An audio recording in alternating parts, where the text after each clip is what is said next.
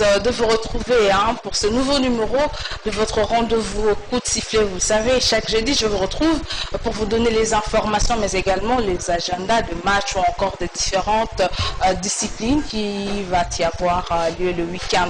Alors, je ne serai pas seule aujourd'hui, exceptionnellement, j'ai reçu pour vous les différents cadres. En tout cas, j'aurai le temps de vous les présenter de cette discipline Jiu-Jitsu, peu connue pour certaines personnes, en tout cas, d'autres personnes s'y appliquent coréen. Nous allons parler en long et à large, les connaître le bien fondé de cette discipline. Alors, pour commencer, nous allons commencer avec ce tirage au sort du Chan Cameroun 2020. Il y a eu tirage, et les léopards de la RDC se logent dans le groupe B, partageant ainsi, comme vous êtes en train de le voir en image, ces groupes avec le Congo-Brazzaville, le Niger, mais également la Libye. Dans d'autres groupes, on retrouve la Zambie, Guinée équatoriale, Namibie, Tanzanie. Dans l'autre groupe, le groupe A, alors, on retrouve le Cameroun, le pays organisateur, le Mali, le Burkina Faso et ainsi que Zimbabwe. Dans le groupe C, le Maroc, Rwanda, l'Ouganda et le Togo. Nous allons y revenir avec force et détail, vous le savez depuis un moment. Donc, Pamphile Mia est parti pour mener, en tout cas, le troupe que menait avant Christian Tsengib. Eh bien, on attend tous voir parce que le Chan va se dérouler au mois d'avril prochain. On revient avec le match qui se sont joués déjà. On va parler, vous allez voir les extraits des différentes rencontres qui a lieu. On va commencer avec l'FC Renaissance qui a livré un match ici. Heureusement pour lui, il a remporté cette rencontre. Je vous laisse suivre et puis on se retrouve.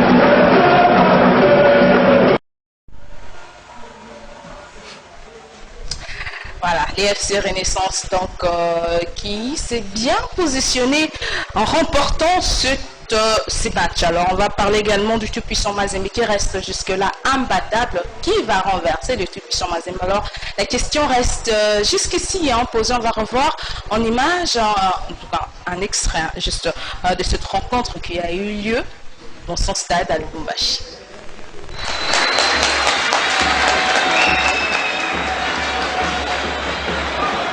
90 minutes pour beaucoup de leçons. Les Corbeaux planent toujours en championnat grâce à un 4e succès de rang dans la phase retour. Mais ce n'était pas un Mazembe emballant face à l'AS Simba de Kolwezi. De bout en bout, les joueurs de Miayo ont accusé des tares techniques inhabituelles pour le haut niveau. Transition longue, manque d'agressivité, transmission inaboutie. Les pensionnaires du stade de la Kamalondo ont déjoué à domicile pendant un match entier.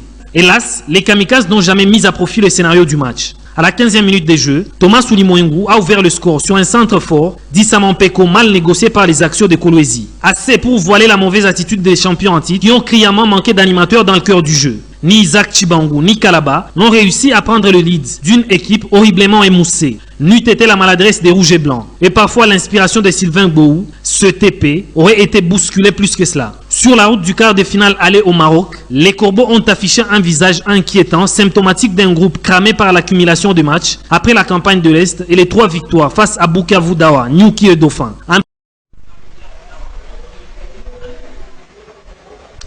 Tout puissant, n'est-ce pas? Je vais vous laisser suivre également cet extrait de cette rencontre du Daring Club Motema Pembe qui a pu compter sur le talent de Vini Bonganga en remporter ces matchs et s'est repositionné dans les classements.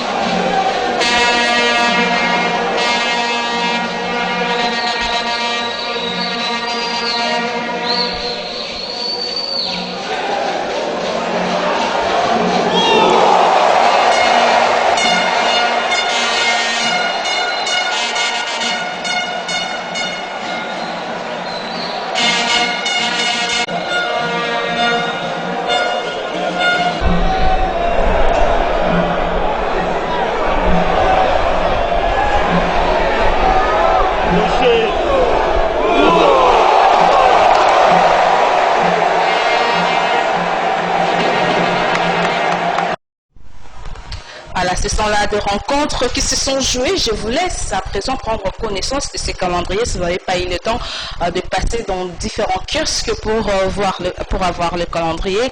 Le tout-puissant Mazembe qui reste en tête avec 50 points, suivi de Maniema Union avec 40 points, et puis Desampe qui s'est repositionné avec 34 points, suivi du groupe également, et puis l'AC Club qui vient en 5e position avec 32 points. L'AC Club qui est en train de jouer en ce moment. Jusqu'à la fin de cette émission, on pourra vous donner le score final, parce que jusqu'à présent, la dernière information que j'avais eue, le BAL avait amené sur un score de 1-0.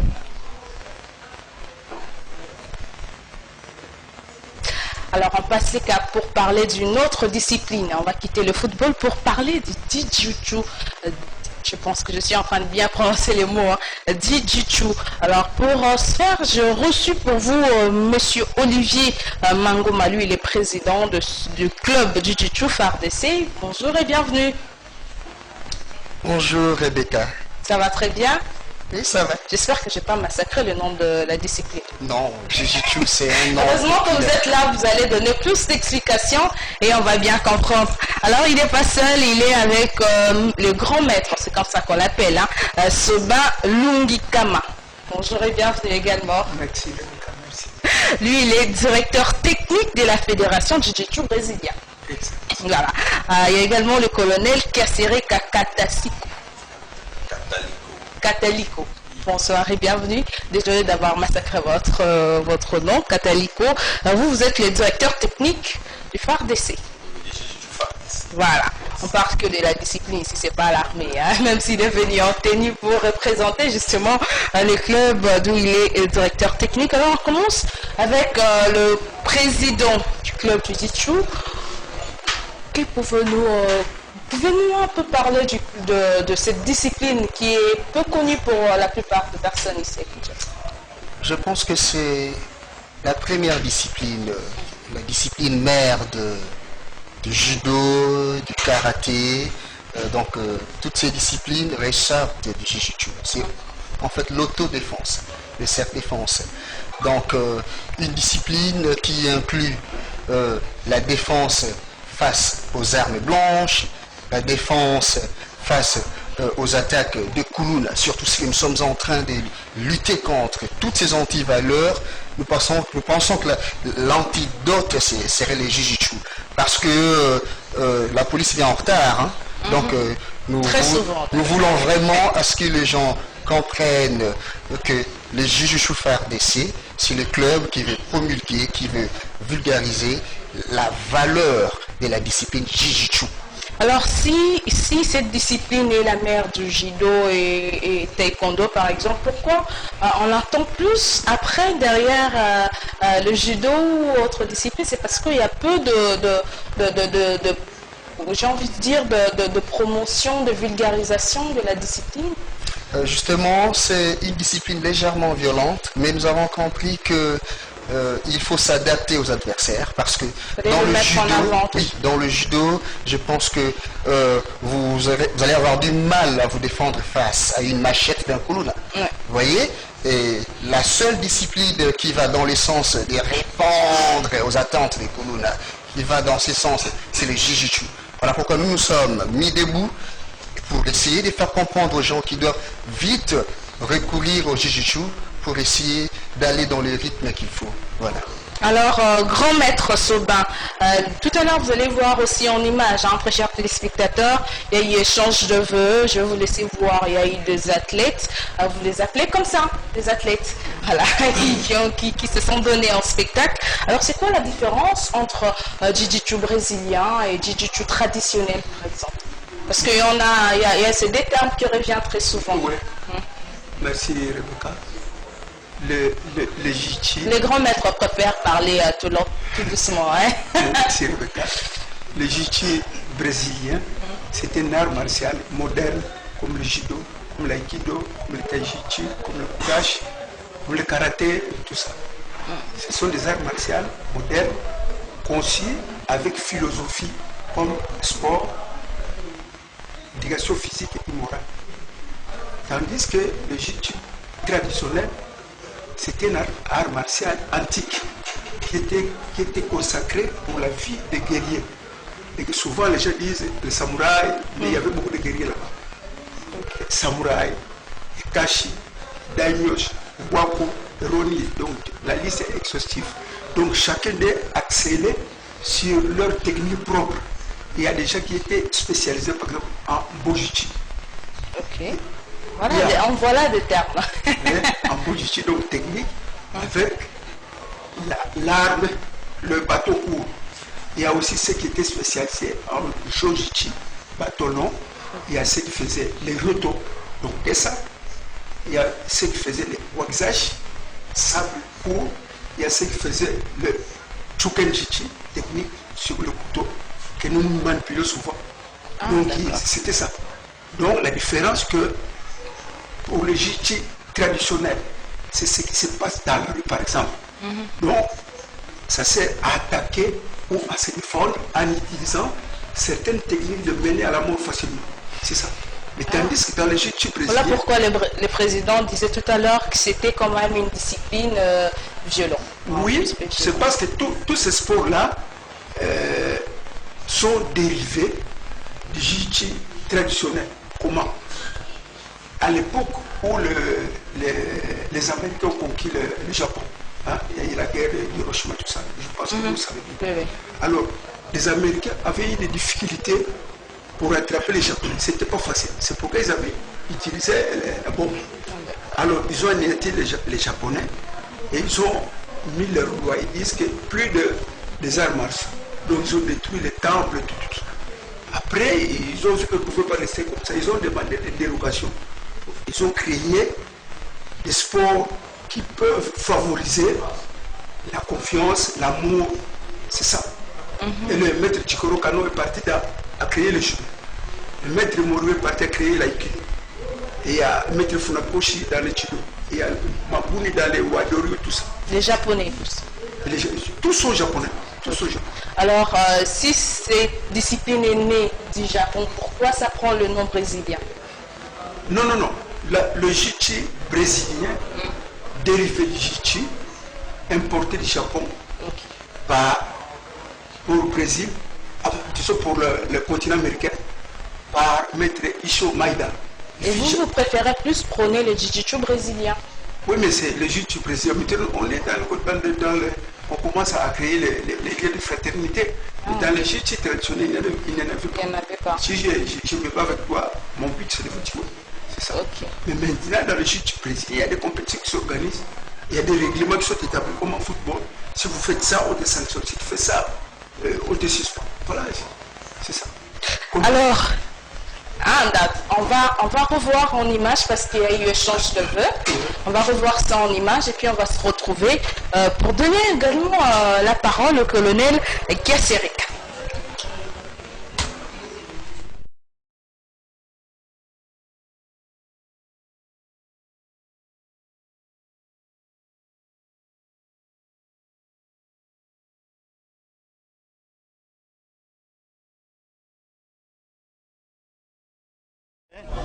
De pérenniser la discipline au sein de nos forces armées et de nos personnels civils de la défense nationale. Je ne saurais terminer mon propos sans réitérer nos profondes gratitudes au président de la Fédération congolaise des jiu-jitsu brésiliens et disciplines associées, au grand maître Sobin pour le parrainage, au commandant de l'école d'éducation physique et sport EPS, le colonel Chakou, au président de la Ligue provinciale des jiu-jitsu brésiliens ici à Kinshasa, au président du club jiu-jitsu FARDC et aux athlètes ici présents. Et enfin, particulièrement au maître Rabi qui est malade, qui a accepté notre invitation et consenti son temps pour la réussite de la cérémonie de séjour. Le projet n'est pas installé au niveau du Cameroun. Le jiu-jitsu brésilien existe dans le force armée de la République démocratique du Congo maintenant. Et les camps Kokolo et le dojo, phares. C'est à partir du camp Kokolo que le jiu-jitsu brésilien est en train de partir, d'être installé au niveau de forces armées de la République démocratique du Congo, c'est-à-dire dans les provinces, à Kinshasa et un peu partout. Nous sommes venus à l'invitation de nos amis de FARDC, notamment le groupement omnisport militaire, et particulièrement le dojo du camp, comme vous le dites, dans leur échange de vœux. Et ils ont organisé des démonstrations dont le directeur technique a supervisé. Très content pour surtout la partie jiu-jitsu brésilien, puisque nous sommes FECOJUDA, donc Fédération congolaise de jiu-jitsu brésilien et disciplines associées. Il y a eu des disciplines associées, notamment le karaté, le judo, qui ont fait également leur démonstration, le jiu-jitsu kapsai, qui est le jiu-jitsu traditionnel, ça aussi, ça fait partie de nos disciplines associées, et le jiu-jitsu brésilien. Tout s'est bien passé, je suis satisfait.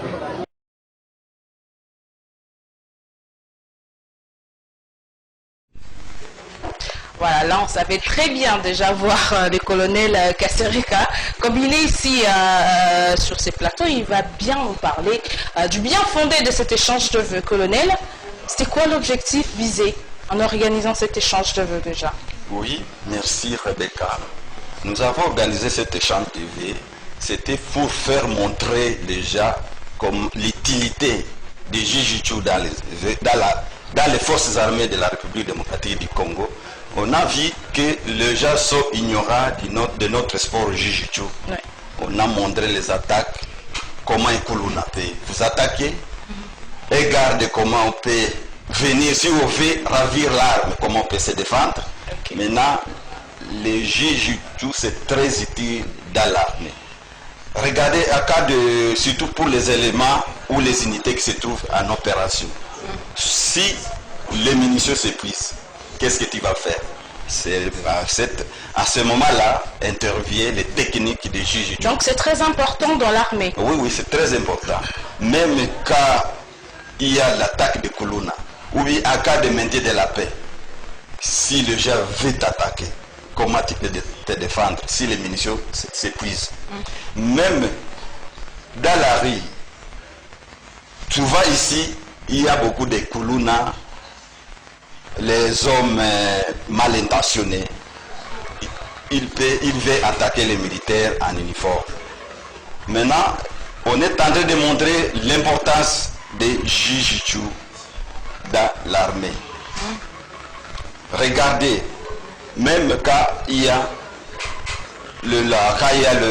les manifestations, comment maîtriser les manifestants, tout ça, ça nous aide, ça aide les militaires pour calmer. On a vu également de petits enfants, c'est pour le préparer. Très souvent on dit que les enfants qui sont très brutaux à la maison, donc les enfants qui ont un caractère fort, il faut les envoyer faire une discipline telle que le judo et autres. C'est ça aussi l'objectif de recadrer cette énergie exagérée de certains enfants. Je peux dire oui ou non. Voilà. Notre sport, ça aide les gens pour les éduquer. Premièrement, c'est la discipline. Nous impliquons la discipline chez les enfants. Et ces mêmes enfants vont nous remplacer dans l'armée, d'où il faut les préparer d'avance. Il y a également des démonstrations que vous allez voir en illustration, si Bruno Nzinga le veut bien. Alors, Président Olivier, vous êtes président du club. Alors, comment vous faites quand vous vous rencontrez face aux personnes difficiles qui n'assument pas bien les leçons que vous leur donnez, par exemple? Voilà, c'est Jean-Jacques Rousseau, un pédagogue qui pense que il y a une façon d'éduquer une personne, pas seulement par des punitions, par des sanctions, mais il y a aussi la sublimation. À l'instar de vous voyez votre enfant vouloir jouer chaque jour au drum, vous lui achetez vraiment des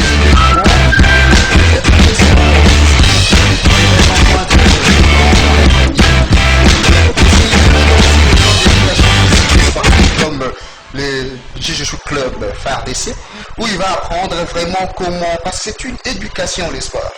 Donc ça va apprendre à l'enfant à se maîtriser, même sur l'aspect médical, les docteurs conseillent qu'on fasse recours au sport. Ça pourrait améliorer, augmenter les capacités respiratoires, fortifier les os. Le sport peut réduire les risques des AVC, des crises cardiaques. Le sport va vraiment faire qu'une personne soit en bonne santé, même avoir un bon moral. Et même sur l'aspect religieux, oui, le sport, moi je pense que même dans la Bible, je peux prendre la Bible. Hein. Vous allez voir. Allez-y. Si je prends, admettons. Très souvent, on dit que c'est en contradiction avec la Bible. Hein. Exactement cette erreur que nous voulons maintenant clarifier. Voilà. Les sportifs sont des enfants de Dieu. Je ne vais pas d'abord prendre un Corinthiens 9, 24 où l'apôtre Paul pense qu'il va vous dire qu'il s'exerce régulièrement. Mais je commence par prendre Matthieu 21, verset 12. Écoutez, je vais lire Matthieu rapidement. Jésus entra dans le temple de Dieu. Il chassa tous ceux qui vendaient et qui achetaient dans les temples. Il renversa les tables des changeurs et les sièges des vendeurs de pigeons. Donc Jésus, Dieu... Mais exactement, parce que dans le temps, il n'y avait pas tous ces sports ici. La discipline mère, c'est le jiu-jitsu. Le judo est né du jiu-jitsu. Le karaté. Donc, le sport, la discipline, c'était d'abord le jiu-jitsu. Quand Jésus est venu trouver dans le temple que les gens faisaient du business là-bas, ils vendaient des pigeons que les gens devaient donner comme offrande à Dieu. Ils les vendaient aux pauvres très cher. Jésus chassa, on a lu ça dans la Bible, Matthieu 21. C'est ça, c'est un euphémisme. C'est parmi les pratiquants. C'est un langage poli. Chasser, ça signifie Jésus a rossé des délinquants. Oui, vous allez voir que Jésus prend quelqu'un Kataguruma. On ne va pas écrire tous ces détails. On ne va pas écrire tous ces détails. Oui, la Bible c'est très volumineux. On parle un langage syncrétique. Par politesse, c'est une figure de style. On dit Jésus chassa, il renversa les tables. Mais nous, les sportifs, nous comprenons. Il prend quelqu'un là, ça signifie qu'il n'était pas, il est Dieu, il pouvait procéder autrement. Mais quand il recourait, donc Jésus était un grand jujuka. Quand il recourait au jiu-jitsu, ça signifie assez. C'est dans ça qu'on appelle les pratiquants du jiu-jitsu. Les jujuka. Les jujuka. Voilà. On les appelle aussi les budoka. Donc c'est vraiment une discipline. Je peux vous dire que par l'occasion, je pourrais même inviter tous les pasteurs de venir pratiquer le jiu-jitsu pour pouvoir se défendre ou rosser tous les délinquants qui sèment trouble au sein de leurs églises, temple de Dieu, en la manière de Jésus. Parce qu'un bon pasteur doit imiter Jésus. Il peut arriver qu'un koulouna vient avec une machette dans l'église, donnez-moi ce sac d'offrande. Vous n'allez pas lui dire sors au nom de Jésus. Mais on doit avoir certaines notions de base du self-défense, de l'autodéfense. Donc c'est vraiment une discipline très importante.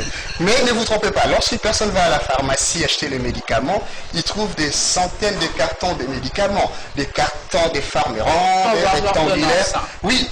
Mais lui va acheter les médicaments qui guérissent la maladie qu'il souffre. Les médicaments qui ont les attributs, les caractéristiques qui guérissent. Si vous souffrez par exemple, je ne sais pas moi, je vais illustrer, vous avez le rhume ou l'angine, n'allez pas acheter les médicaments qui traitent la plaie. Ça ne va pas marcher. Exactement. Donc, la discipline qui répond aux enjeux, aux défis actuels, c'est le jiu-jitsu. Ah ok, d'accord. Alors, grand maître Soda, vous y prenez comment quand une personne vient et qu'il est amateur? Quand elle est amateur. Je vous retourne la question. Quand vous étiez encore jeune, vous étiez parti à l'école. Vous n'avez pas commencé en 6e année. Vous avez commencé maternelle. Mais ce qui est vrai qu'il faut avoir des méthodes pour dispenser le cours aux enfants. Il faut connaître les états d'un enfant, créer les bases qui permettra à cet enfant d'évoluer. Est-ce que vous mettez en avant? C'est quoi votre particulier en enseignant cette discipline aux plus jeunes, aux novices, j'ai envie? Souvent, ma particularité, mon shido, c'est le sanshi. Okay. Sanshi, c'est-à-dire que je maîtrise facilement l'esprit de l'enfant. Donc même s'il ne comprend pas, je sais quelle méthode je vais utiliser pour qu'il puisse atteindre le but. Il y a un âge pour pratiquer cette À discipline partir de 5 ans, ils peuvent jusqu'à... jusqu'à devenir Il vieux. y a pas de- il y a pas Même de vous verrez les vieux japonais là-bas, les rochis, ils meurent à l'âge de 90 ans et sur le tatami. Maître Chikoro Kano fut mort dans le bateau quand il venait de l'Égypte. C'est vrai que les sports, c'est important pour la santé. Exactement. On dit que ça nous fait vivre beaucoup plus longtemps. Mais pour une personne, il y a des catégories. Par exemple, il y a certaines personnes qui ne peuvent pas pratiquer cette discipline. Il y en a aussi en jiu-jitsu. Qui, par exemple, ne peuvent pas. Pas Parce que pareil. Les gens, en dehors du jiu-jitsu, même vous qui êtes là, vous faites la self-défense. je peux faire ça aussi. Mais vous faites ça. Je vais Quand pas ton mari, mourir. par exemple, veut te taper. Tu t'approches sur ton mari. Mais si vous avez fait la self-défense, vous êtes par exemple dans la toilette. Et il y a quelqu'un qui fait comme vous avez fait la self-défense. Et ne le faites pas parce que je suis ici. Ah, Ah oui, oui. tout ça, ça fait Quand partie. il y a une mouche qui fait te piquer. Vous avez fait la self-défense. Il faut juste en apprendre plus pour devenir... tout ça, c'est la self-défense et pour évoluer, pour aller dans le jiu-jitsu. Parce que le jiu-jitsu, en soi, c'est basé sur beaucoup de principes. Principes, par exemple, de maîtrise, les anticipations, les aspirations, les tenkan, les taï sabak, tout Il y a ça. des termes Oui, c'est compliqué. qui nous est pas familier. Ah, mais vous le comprendrez quand vous Bah oui, on Moi, espère. je maîtrise parce que je connais plus de disciplines. Ah, d'accord. C'est pourquoi on vous appelle grand maître. D'où est parti d'ailleurs ces pseudonymes? Pardon? Le pseudonyme de grand maître, c'est parce que vous avez combattu il y a longtemps, président. Oui, je suis grand maître parce que j'ai été... Pourquoi président il rigole hein?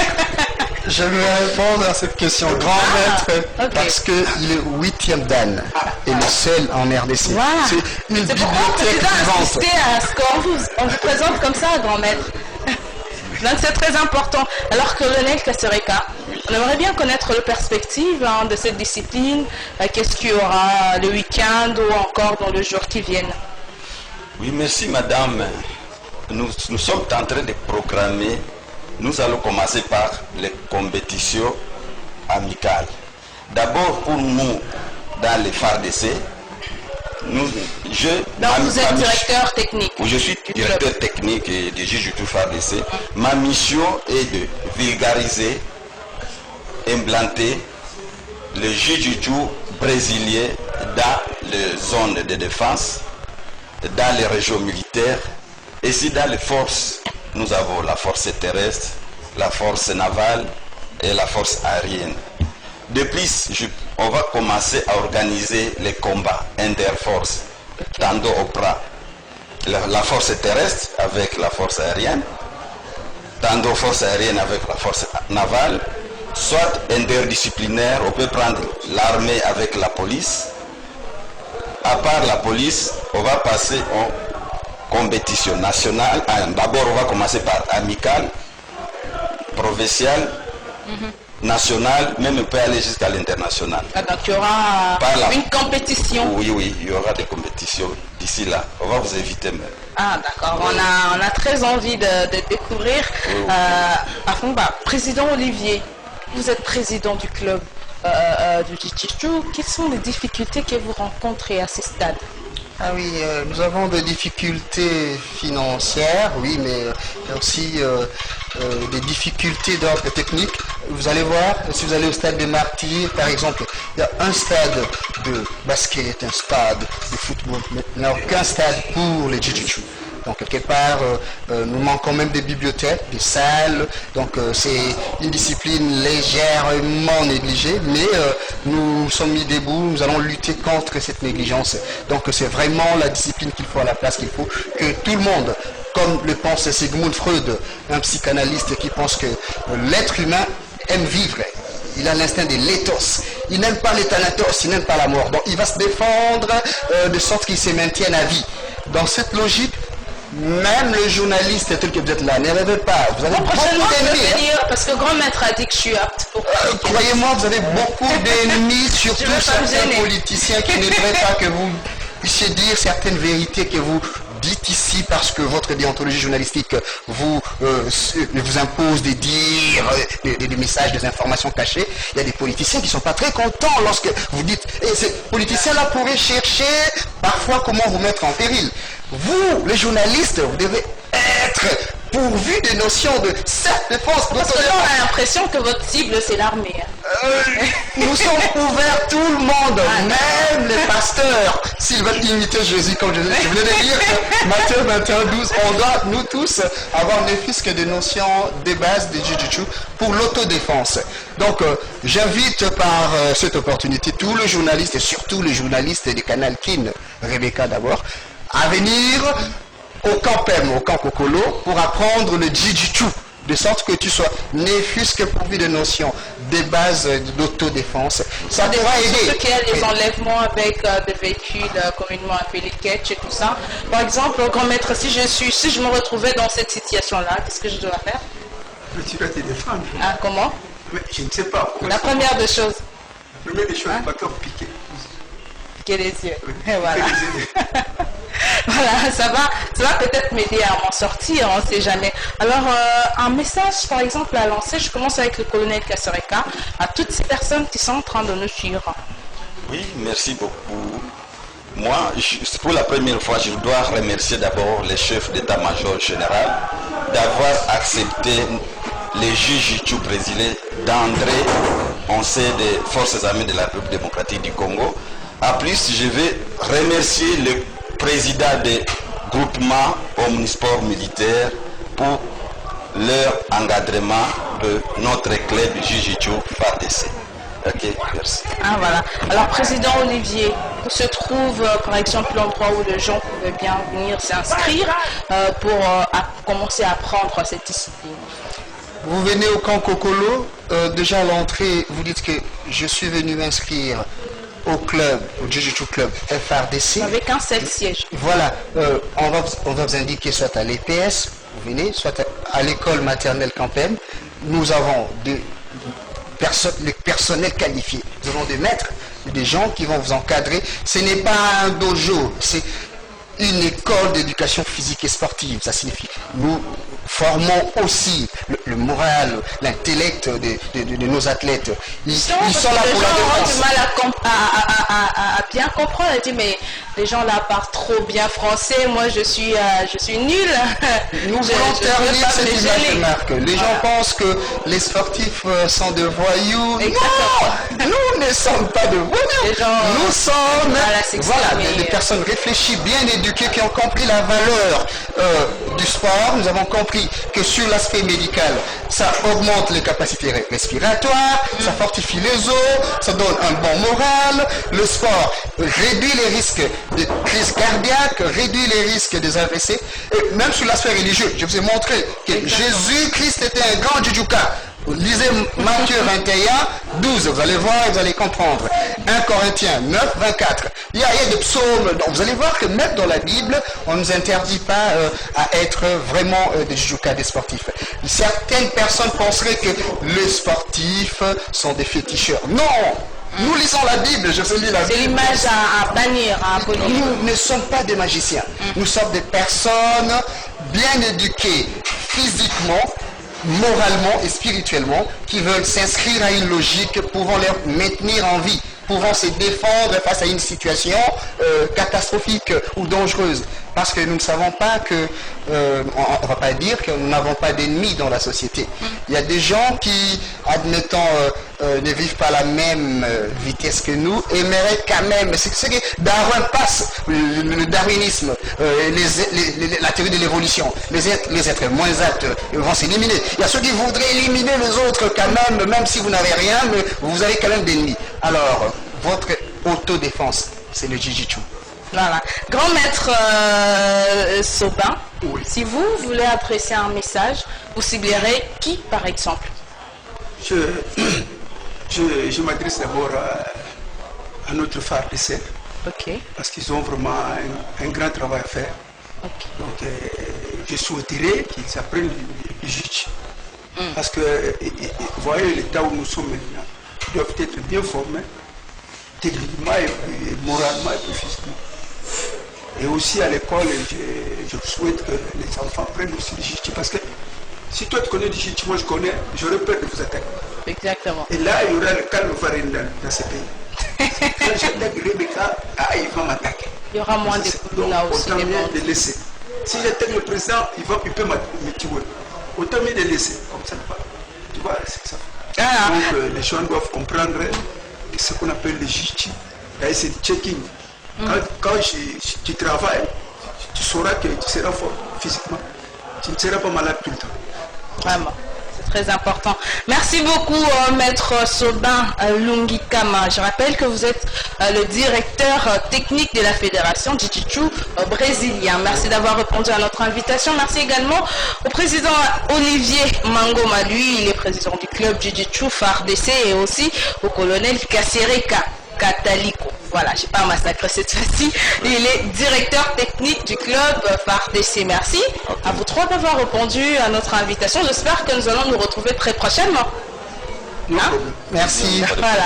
Merci également à Bruno Nzinga et à Freddy Soumaïli, à Ibrahim. Moi, je vous retrouve très prochainement.